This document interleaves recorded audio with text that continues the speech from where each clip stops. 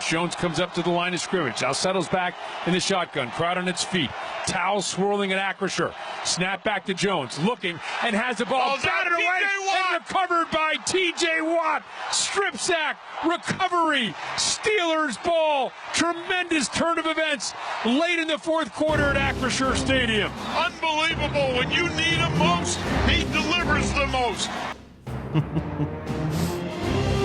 That's right, T.J. Watt with a crucial strip sack late in the fourth quarter to key a Steelers victory at home on Monday Night Football, 26-18. Stop me if you've heard this one before.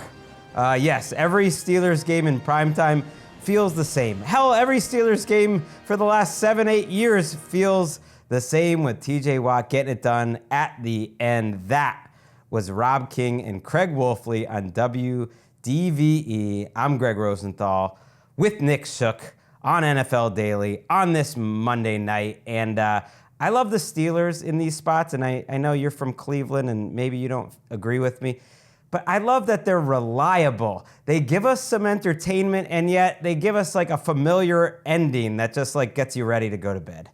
And yet the Giants did not decide to dedicate a running back to chip T.J. Watt on a crucial third down. And it's going to, if like I said, I've said this many times and I'll say it again, if I had hair, I'd be pulling it out right now. I'd be losing it because I was raging about the fact that they left Jermaine Illuminor on an island against T.J. Watt in that situation. But that's what happens when you play the Steelers at home, primetime, 22 straight wins on Monday Night Football on primetime. That's an unfathomable stat. I didn't even realize that existed until tonight.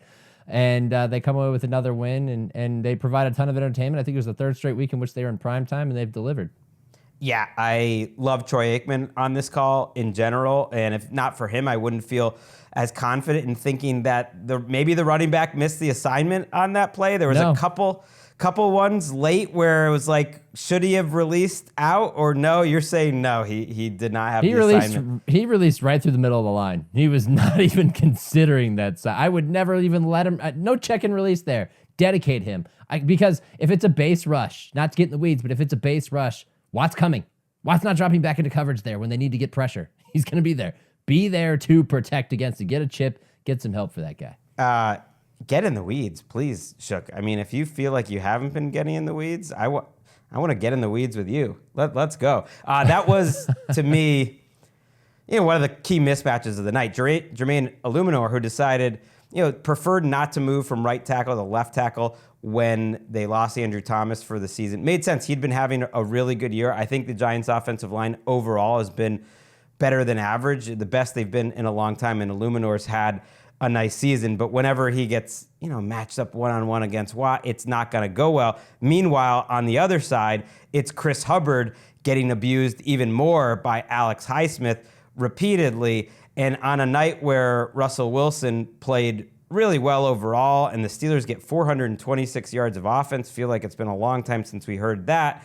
I do think it still came back to, in the end, the Steelers' power move, like the Steelers' special sauce, is the edge rush with Hayward obviously in the middle. And in the end, they had to get some stops because of a Russell Wilson fumble, because they decided not to go for it on a fourth down late in the fourth quarter. We can get to that decision if you want, but the edge rushes get it done in the end. And that wasn't even the last time that they had to stop the Giants. The Giants actually got the ball back, got it over midfield with no timeouts with under a minute to go. And it ended on a Daniel Jones interception where he sort of felt pressure that wasn't really there. And Beanie Bishops, who's had a surprisingly big part of this season, the safety for the Steelers, gets the interception to finish off the game. But it just didn't fit as good narrative-wise, Nick Shook. So I decided to go with T.J. Watt for the highlight. It just seemed like a better highlight. No, that's the clinching play. And the only downside to it is that it feels like a broken record because he does it so often. That's how great he is, which also speaks to why I'm so infuriated that they didn't provide help there. But I'm not going to repeat that. I'm okay with that decision, by the way, to punt on 4th and 3. You know why? Because you're facing Daniel Jones. You're facing an offense that struggled to put up points all night. It wasn't until Tyrone Tracy got loose and scored a touchdown that they actually found the end zone. They wasted their best previous opportunity, which came way back on their first possession. And if I'm Mike Tomlin and I have that defense and I got Highsmith torching Chris Hubbard, nice guy, by the way. He used to play for the Browns when I worked there. Very nice guy, but unfortunate situation for him. and they're torching Jermaine Illuminor, and they're getting a ton of pressure. They've got a pressure rate over 50% tonight.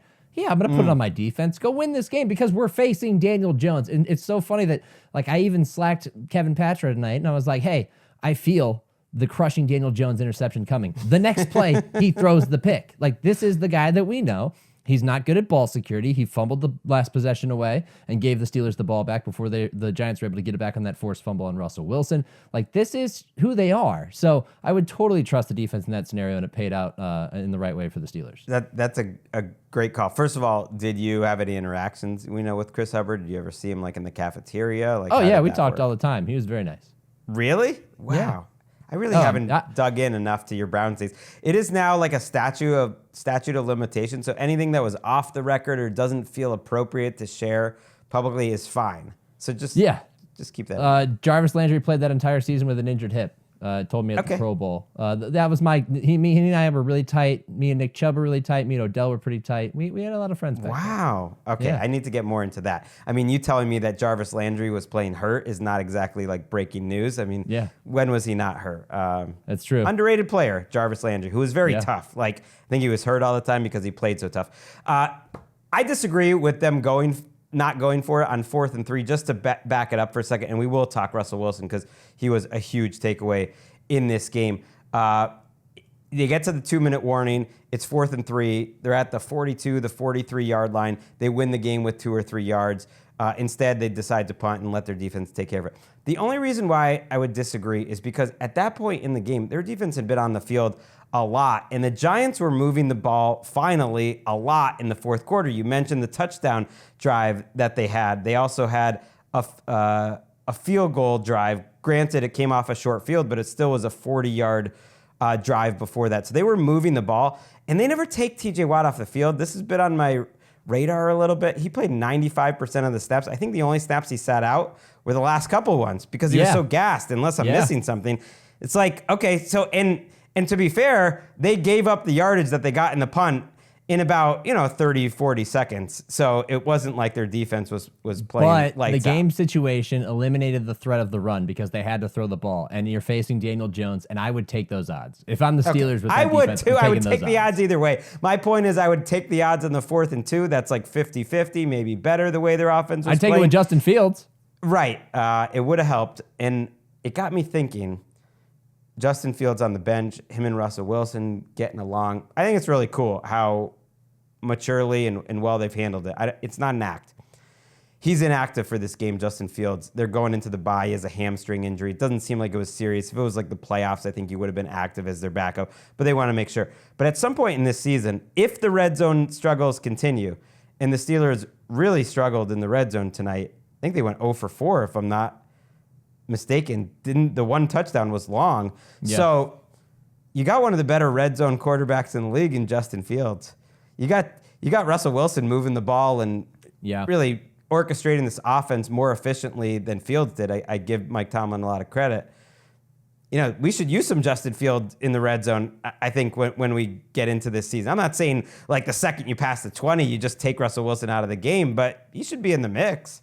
So I have these thoughts a lot when I'm watching football because I think about what would I do if I was the head coach. Sometimes it translates to when I'm playing, in the college football league or a Madden league, right? What would I do in this scenario? And there's two sides to the coin of replacing a quarterback with another guy who's more adept at running, which is you're kind of telegraphing what you might want to do. Not giving away entirely what you're going to do, but you're at least making the defense think, all right, this guy's a running threat. We at least have to be aware of that. You take away the element of surprise that you would get if he had the whole drive to get down there, which is where Fields really capitalized earlier in the season. They'd be in the goal line, run a little read option. He'd skip in the end zone for a touchdown. So I think that there's a little bit of give and take between the two. But I like the idea because it's at least a variable that you can introduce that you don't have otherwise. Because look, we saw in the 3rd down scramble that set up that 4th and 3 punt, Russell Wilson's running in quicksand. He's not the same mobile guy he used to be, and we've known that for a while. He's playing really well, and he's elevated this offense. Guys, he's spreading the ball around to Calvin Austin and Van Jefferson, and George Pickens and him have a great connection, but he's not the mobile guy that's going to take off and run anymore like he used to. So having Fields available would be a nice little element. We're obviously thinking down the road with this team, but again, they've won so many games that I think we've been empowered to think down the road for them because they're not going anywhere, but they're going to be right here in the race for a long time. Right, they're in first place. Let's not forget 6-2 heading into their bye, and they've had the easier part of their schedule early. They have their entire AFC North schedule after the bye, so that's 6 of their games. Plus Washington is their first game. I think it's in Washington after the bye. So I love that the Steelers are main characters in this season. This is the best Steelers team, and this isn't the highest bar ever, but since the pandemic year, where they went undefeated for a while. And they were the worst undefeated team I've ever seen. they were, and they were taking on water by the end of the year, but they were still a good team. Like, they weren't a 12-4 team, but for most of that season, they were one of the 7 or 8 best teams in the NFL, like, at worst. Whereas the last seasons where they keep having winning records or making the playoffs, it's like they're literally getting outscored by 20 to 60 points every year. And it's just this ridiculous Tomlin sorcery. This year, their point differential is great, and it's been good opponents that they've played. I think they're a legitimately good team, a good defense that doesn't allow a lot of points. The offense is certainly coming together. Najee Harris and Jalen Warren look good tonight. And yeah, that's why I wouldn't have minded them going for it. You're absolutely right that Russell Wilson was looking like he was going in quicksand on that play. There was also a 1st and 20 that they called a run, and I was like, oh, good call. Because if it was Justin Fields, it's like he could have popped that thing, and he was moving so slow. And I think they're learning, okay, what can we call, what can we not? And here's a deep poll for Steelers fans out there. They do that training camp drill every day, and I only know about it because they write about it on The Athletic every day. 7 shots. 7 shots where it's this end zone, it's red zone, basically goal line defense 7 times every single practice. Who wins, offense or defense? And I remember in camp, it's like Justin Fields was way better at it than Russell Wilson because he's not Taysom Hill out there. He can throw the ball pretty well. Not that Taysom Hill can't, but I mean, Justin Fields is better at it. So this is a very small point to be making about this thing. I'd rather hear what you think just about the positives and what you saw out of Russell Wilson on a night where they moved the ball over 200 yards in the first half, but settled for 3 field goals. And then he started just going bombs away, a bunch of nice deep shots in the second half, and they were really moving the ball. Yeah, and they also had a touchdown pass that was wiped out by a face mask penalty on the right tackle. Like, they very much put together a hell of an opening drive. So much that Joe Buck was like, great drive. Oh, and there's a flag on the play. And then it backed him up, and they had to settle for 3. This offense is just more dangerous with Russell Wilson, and it's really a feather in the cap of Mike Tomlin, who, like you said, has pulled off all types of magic acts in the last few years to get the Steelers to the playoffs, or at least finish with a winning record. Well, this time he doesn't have to, because he made the right decision to go to Russell Wilson, because he had an inkling that, look, we put this guy in, it's going to open up our passing game, because Russell is a better passer, he's more experienced. It's really showing in his connection with George Pickens. Now, Pickens tonight doesn't finish with, the same stat line that he did a week ago. He finishes with 74 yards on 4 catches. Last week he went over for 110 or 111, I think. But the threat is there. The deep ball is there. And it opens everything up for everybody else, where you get Calvin Austin involved. He catches a touchdown pass. He also took a punt back, which kind of burst the dam and allowed the offense to start doing something on both sides of the ball. You get Van Jefferson involved, and we know how inconsistent Van Jefferson can be. When you're getting those guys involved and it's not a big night for Pat Freiermuth, and you still go over 400 yards, which, by the way, 2 Russell Wilson starts, 2 400-plus yard games for them. They had 1 in 6 Justin Fields starts. That proves the point that Tomlin was searching for when he made this change. So it's been a great move for them so far. The running game has been really helpful. Najee Harris goes over 100 again. He had a great night against the Jets a week ago. Now he has another great night tonight. He's running hard. He's running with motivation in a contract year. He's running like he did at Alabama for the first time in a few years. And Jalen Warren is a nice spell back for them now. It's a nice little 1-2 punch. So overall, that offense is ascending, and we know what you get from your defense. And let's not forget, Greg, the special teams is great. Like, they've blocked a ton of field goals this year. They get a punt return touchdown tonight. Everybody loves to show their special teams coach on the sideline with the biggest wad of gum you're ever going to see. He's fired up. Yeah, Danny Smith. He's fired up, and they love him. You can see them all surrounding him and celebrating him when they make a big play. It's a well-rounded team, and they deserve first place in the AFC North right now. They've played the most complete football, maybe not the prettiest football, but the most complete football of any team in this division right now, and they've earned their spot. All right, let's listen to that punt return touchdown. My God, does Calvin Austin have some juice? Calvin Austin inside his own 40-yard line has retreated back to the 39 to wait for this Matt Hawk punt. Flag flies as Hawk Boots a low line drive. Austin retreating back to his 26 will take it. He's going to start to the left, trying to get to the outside there, and he's going to get there, and he's going to cross the 40. He's going to cross midfield. He's going to cross the 40 of the Giants. Here he goes, racing down the left sideline. Calvin Austin is in for the score. What a run by Calvin Austin. A 74-yard return as Calvin Austin has electrified this crowd at Acrisure Stadium. Oh, Kinger, I got to tell you, as soon as he turned the corner and went wang dang doodle down that sidelines, you knew nobody was going to catch him. Wang dang doodle. I love it. I mean, if any player in the NFL wang dang doodles, it's Calvin Austin. Maybe Tutu Atwell here and there, but that dude scoots. And yeah, you mentioned it. He also had a 29-yard touchdown catch on a nice throw from Russell Wilson that was really important late in the game. We started going back and forth here for a second. That got the lead to 22-9 or 23-9, and you thought it was basically over there. Then the Giants finally got their touchdown.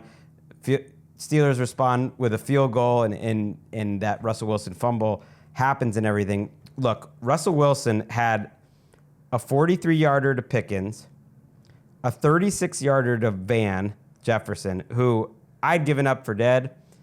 I apologize. I thought that was like the worst free agency signing. I thought this receiver group was the worst in the NFL after George Pickens. They're getting good play out of him. They mentioned how well Van Jefferson's blocking, how game he is for that. He learned that in Los Angeles, and they're getting some production out of him. Austin has some juice. And then they get 29-yard to Darnell Washington. Now, I don't know if this is enough to go win the Super Bowl or get to it, but it's better than I would have expected. And one of my biggest takeaways from this game is how much Mike Tomlin is enjoying being right about Russell Wilson.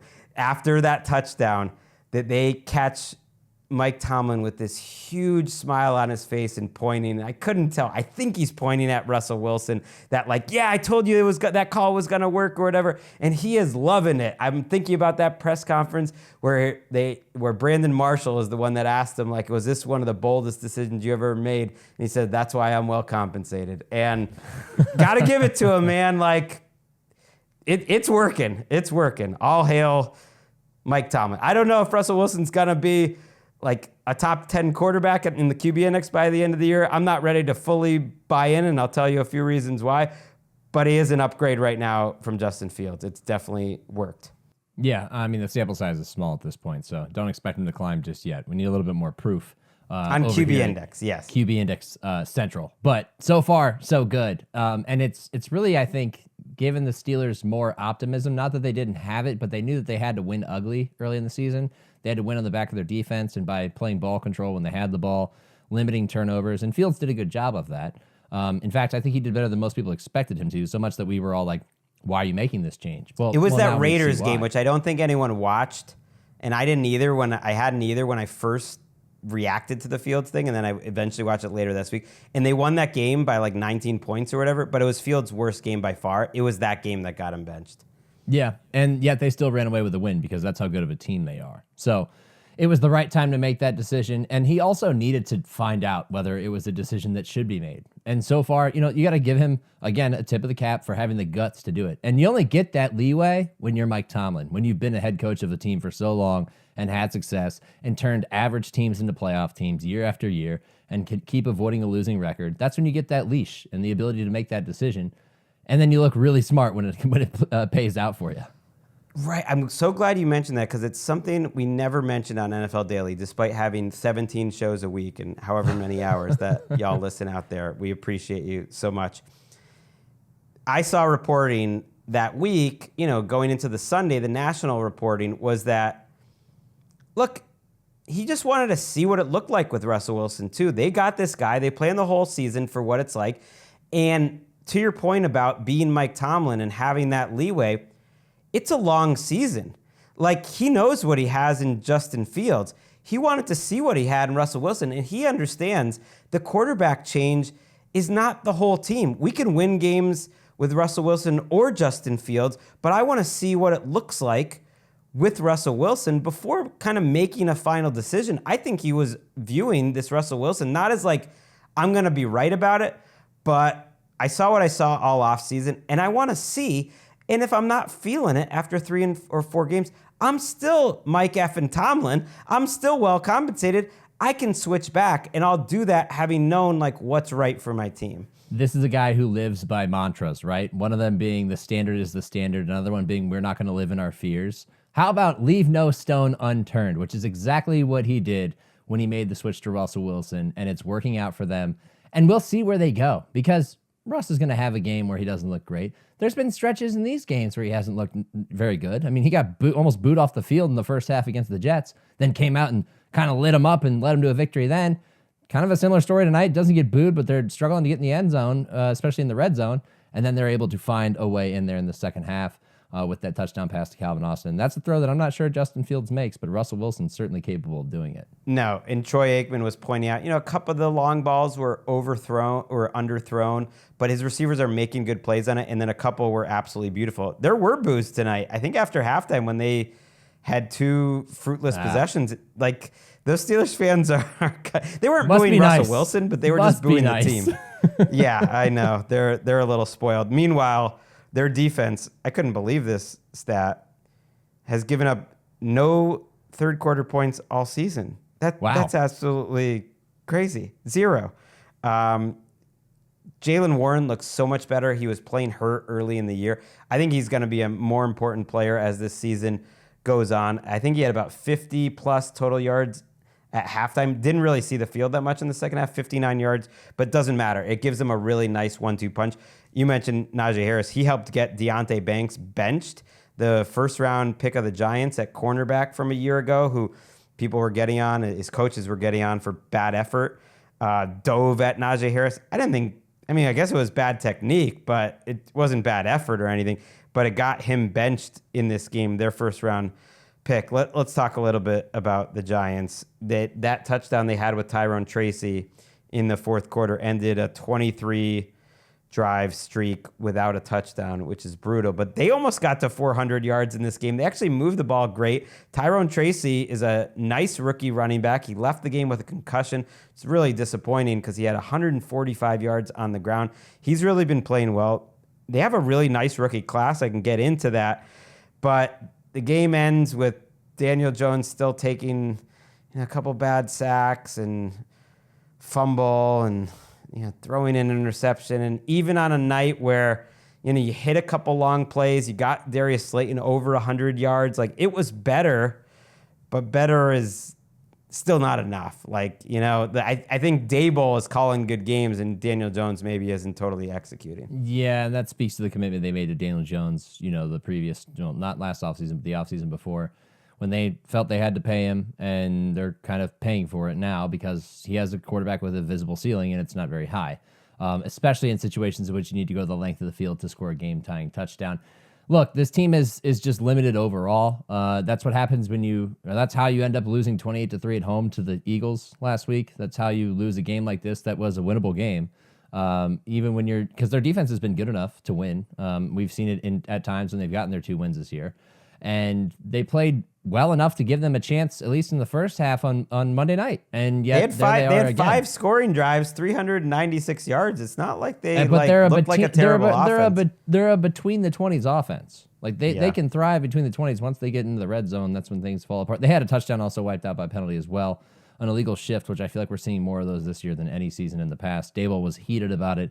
There was an explanation on the broadcast that one player moved, another player needed to get set before they snapped the ball, and they didn't. I wouldn't call that a procedural error. Maybe that's a little ticky-tack, but it just kind of speaks to what holds teams like this back overall. Yeah. Troy Aikman didn't enjoy it. He's like, I want a good game. He seemed sick of Daniel Jones. He was pretty critical. Just noting how Daniel Jones has to really see a pass before he throws got a it, receiver hurt that way. and the timing, and that if he hit Malik Neighbors in stride a couple different times, Neighbors ends up with 71 yards and 13 targets, but a crucial drop that forced them to kick a field goal when they were down 11 in the fourth quarter. But on that pass, it was like Daniel Jones didn't lead him, so it was like they were both at fault. And Troy, I think, speaks for America, who's just tired of watching Daniel Jones in primetime. It's nothing personal. It's just, It's been a lot. I mean, the record is crazy. It's like 1-15. It's outrageous. And I saw some of the local Giants reporters saying, like, it's time. You got to pull the plug on him. And I wouldn't fault them if they did. But I also watched that Drew Lock couple drives that he had. Not good. Not even not good. They were like, they were the worst of Drew Lock. Like, they were somehow significantly worse than your average Daniel Jones drive. And yes, you could prepare him for a week and it should go better. But I think it points to how badly this organization has been run, because Joe Shane and this coaching staff last year decided to start Tommy Cutlets over a healthy Tyrod Taylor after Tyrod Taylor got healthy. They got all caught up in the Tommy Cutlets. And Tyrod Taylor wasn't thrilled about it. You know, I think he was just hurt by it and being like, you're benching me for this guy. Are you kidding me? And then, of course, Tommy Cutlets turned into whatever, like 3-day-old Tommy Cutlets. A pumpkin. And, right. And they started benching him. You know, it's like they left it out in the sun too long and they benched him and they went back to Tyrod and he played pretty well. And then we saw on Hard Knocks, and this is why it might be hard to get teams to do these Hard Knocks, like we saw their whole plan was, we're getting Tyrod back. We're getting Tyrod back. Daboll really wants Tyrod back. We really want Tyrod back. Well, number one, you didn't spend the money to do it. But number two, my guess is he just didn't want to go back. He was like, I have no information on this, but you benched me for Tommy Cutlets. I don't want to go back to that situation. And it sounds like a small thing, but here we are in the season and they're trying to win games and they're just stuck between a rock and a hard place because they got stuck with Drew Lock. Yeah, that's the thing, is you want to call for a change, but the option's not there. You're grasping at straws. You know, you are essentially the Miami Dolphins. They lost Tua Tagovailoa. You had to go to Skylar Thompson. Right. You had to get Tyler Huntley off the practice squad in Baltimore, and you knew what those results were going to be. They weren't going to be good, and they were poor. And they're kind of in the same situation now because of the bed that they made. They now have to lie in it. And all they have left to do is kind of soldier through the rest of the season. The crazy thing about this is that John Mara already said, we're not anticipating changes at coach or GM. Now, that's something that you say in week 7. That's something that you say between week 7 and week 8 when there's still a lot of season left to be played and you're playing a primetime game. But after 3 seasons of this, can you continue forward with the same regime that decided to pay this guy, that decided to, they let some rumblings out there in the offseason that maybe they were considering quarterback. I mean, now you're in a hard spot where you kind of need to make a change and there's really no option there. And that's because that's how they set themselves up for it. So it's pretty dark times for Giants fans. I feel bad for them because they've been stuck in this for a while now. But it starts with selecting Daniel Jones. It continues with paying him and letting Saquon walk. And now, you know, you're just forced to kind of grind through it, trudge through it until you see what else is out there. I wonder how many years of this it would take me to feel bad for Giants fans. No, I'm just kidding. I actually Well, do. I mean, I just want them to be respected. I want them to be respectable. This is miserable. Miserable. They've really been miserable for too long. I know they had a couple of those little pop-up seasons where they got into the playoffs with bad teams, one with McAdoo and then one a couple years ago, obviously with Daboll. But those were just they were like those little pop-up restaurants that show up in your downtown for like a month. Like, oh, that was great. But then it's an empty storefront again, like immediately, except like, you know, there's like dirty animals like crawling out of it and like it's unsafe. Like it's not good. It's not good. No, this Giants team. The analogy fell apart after a while. They are one of 10 teams in the NFL right now. This is on my radar that have 2 wins or less. Almost a third of the league is feeling pretty hopeless right now. Out of those 2-win teams, I think Miami is the only one with even a shred of hope. I guess Cleveland or Jacksonville, if they really wanted to look at the bright side, could maybe find some shred of hope, but I don't know. There's a lot of hopeless teams. I would probably. I don't even feel great about Jacksonville. Trevor Lawrence has been playing better, but I don't even feel great about them. I don't feel great about any of them. No. Obviously, they have 2 wins. I was just thinking like Miami could convince themselves. Maybe, and they're 2-5, whereas most of these are 1-6 or 2-6. It's ugly. I'm glad you mentioned those Mara quotes where he guaranteed they weren't making a change in season, and they said they're not going to plan to in the off season. And I do actually want to mention on the positive side for the Giants. This rookie class is really productive for them. So Tyrone Tracy, 145 yards. Why am I blanking now on the tight end? Theo Johnson has been making plays each week, playing better and better. Malik Neighbors is an offensive rookie of the year candidate. And then their safety, Newbin's been playing great. So that's a pretty good combination of rookies. That's one case to keep Joe Shane around, is that your rookie class is playing pretty well. I do think about the fallout from a loss like this, because it is just one more loss, but it's at a point in the season where the trade deadline's coming up. They have guys that they could potentially move. Azeez Ojulari has been on a heater lately. He had 2 sacks tonight. There are teams out there like the Detroit Lions who need edge rushing help. Does a loss like this convince them that, hey, this is not the year, we're not turning it around, we're not going to make any changes, let's get some assets back to build toward the future and move him now? I would be very curious to see if they're on the phones this week and potentially move a guy like him. I totally agree that we are now, 8 days out from the trade deadline. Ojulari seems like you could actually get a decent pick for him. Yeah.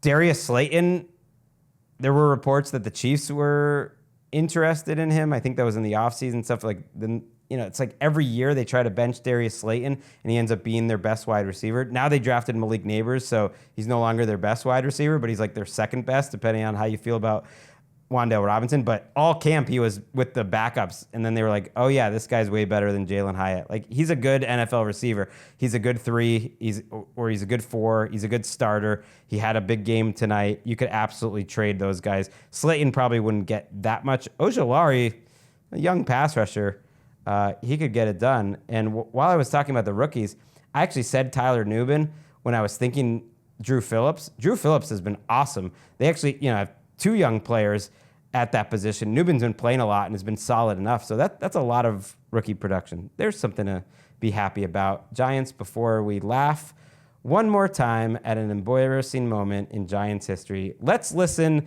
to the local call. I have not heard this, of the 2-point attempt when the Giants were down 8 in the 4th quarter. Giants go with a swinging gate. They've got the offensive linemen all out to the left, and they try to throw a wide receiver screen to Neighbors. Was he offside? Incomplete. The defender just runs across the line of scrimmage. It didn't even look like he saw the snap.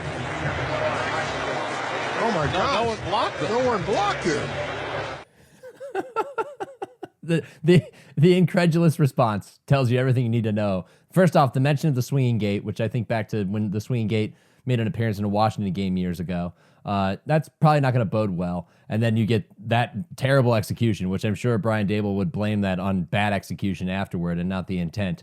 Embarrassing moment for them. They had the blockers over there. They did not block. I don't know how the ball got snapped so early or what happened. They had enough blockers over there. It looked a lot like that weird Colts-Patriots play from 2015, the worst play ever, fake ever. Daniel Jones was so mad after this play. I've never seen Daniel Jones this mad. I don't know if he was mad at the coaches for calling the play or more likely for some player for the execution, but no one was on the count of the snap at all. It was totally discombobulated. And yes, I think it was Alex Highsmith who broke that up. And that was one of the more embarrassing plays of the entire season. But a fun call from WFAN. That was Bob Papa and Carl Banks. I actually wanted a little more pathos, a little more just anger of just how on national television they're just showing their ass. But that was more just it's that. Laugh. And it's also the whole thing that has gained a lot of traction recently, which is that you're down, 8, you go for 2, so you know what you need later and that sort of thing. I disagree with it. I think you take the extra point. If you want to go for 2 to take a 1-point lead late in the game, you do it then. But at least don't force yourself to have to go for 2 later. Why do people have such a problem with it? It's fine. No, what is minimize wrong with being risk. down 8? Every time Minimize people risk. are saying this, it never affects it. It could have possibly affected something eventually, but it never did, which is also the most likely outcome. But if you get the 2, then you go win the game. Overtime is a disaster. So if you're a team like the Giants, you try to win the game, and you could have gotten the 2. Who cares? They never even had the chance. I really wanted Daniel Jones to lead a potential game-tying touchdown drive just so they had to go for 2, just so I could prove my point. that, oh, look, now you have to go for But then two if to they get to got it, overtime. then you would have just been quiet. If they got it, it would have been proven the point of going it's for it. just an odds thing for me. I Let's think not live don't in make our it too fears. hard. Even if Daniel Jones is our Thank you, Mike quarterback, Tomlin. let's not live in our fears.